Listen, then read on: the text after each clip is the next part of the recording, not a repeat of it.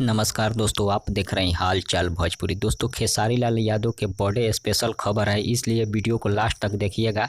लेकिन उससे पहले एक छोटा सा रिक्वेस्ट है कि अगर आप हमारे चैनल पर पहली बार आए हैं तो चैनल को सब्सक्राइब कर बेल आइकन को दबा दीजिएगा, क्योंकि इस चैनल पर केवल खेसारी लाल जी का न्यूज आता है। चलिए दोस्तों, शुरू करते हैं। आपको बता दें, कल एक गाना आने वाला है खेसारी म्यूजिक वर्ल्ड से। गाने का बोल है होलिया में हिली। जी हाँ दोस्तों, होलिया में हिली।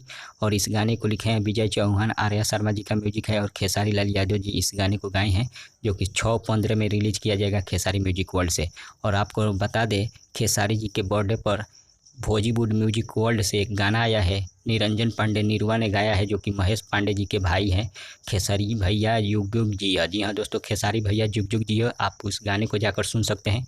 एक और गाना आया है आदि शक्ति फिल्म से खेसारी लाल यादव के बर्थडे स्पेशल गाने पर, जो कि श्याम सुंदर इस गाने को गाए हैं। उस गाने को भी आप लोग जाकर सुन सकते हैं। एक स्पीड रिकॉर्ड भोजपुरी से भी आया है, उस गाने को भी आप लोग जाकर सुनिए। तब तक बने रहिए हमारे साथ, मिलते हैं अगले वीडियो में। धन्यवाद।